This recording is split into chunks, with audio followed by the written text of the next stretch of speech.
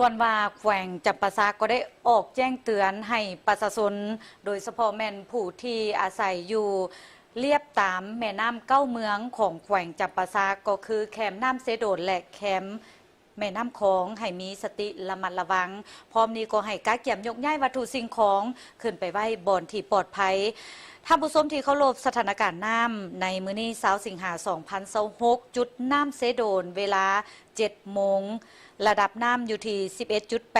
11.84 เมตรซึ่งเกิดระดับอันตรายจุดน้ำของระดับน้ำอยู่ที่ 12.11 เมตรเกิดระดับอันตรายและคาดว่า1-2 วันข้างหน้าจะมีระดับน้ำเพิ่มขึ้นเติมอีก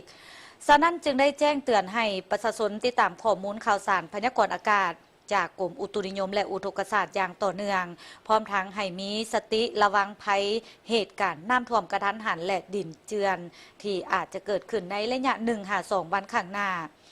ล่าสุดในมื้อนี้20 สิงหาคม 2026บ้านโพลงามนครปากเซแขวงจำปาสัก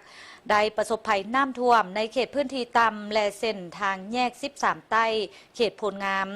ส่วนน้ำเสโดนอยู่จุดขวาปากเซนครปากเซระดับน้ำเพิ่มขึ้นสูงจึงเตือนให้ประชาชนเลียบตามแคมป์ฝั่งสายน้ำเซเฝ้าระวังน้ำท่วมเนื่องจากว่าปัจจุบันน้ำได้ยืนขึ้นท่วมในหลายเขตพื้นที่ต่ำปัจจุบันโรงงานผลิตน้ำประปาบ้านพ้นสวรรค์นครปากเซได้ออกแจ้งการถึงพนักงานทหารตำรวจพ่อค้าสาวขายตลอดฮอดพ่อแม่ประชาชนที่สวมใส่น้ำประปาได้รับทราบอย่างทั่วถึงกันว่าในวันที่20 สิงหาคม 2026นี้เริ่มแต่เวลา 9:30 นาที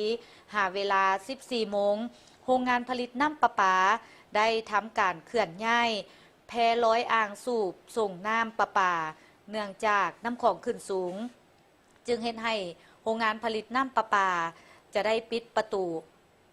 น้ำอ่างสูงลักสองและยุดผลิตน้ำประปาเป็นบางครั้งคราวดังนั้นจึงเป็นสาเหตุให้น้ำประปาในขอบเขตหลายบ้านของนครปากเซและบางบ้านของเมืองบาดเจียงเจริญสุขจนไปฮอดขอบเขตบ้านสะพายเมืองสนะสมบูรณ์แขวงจำปาสัก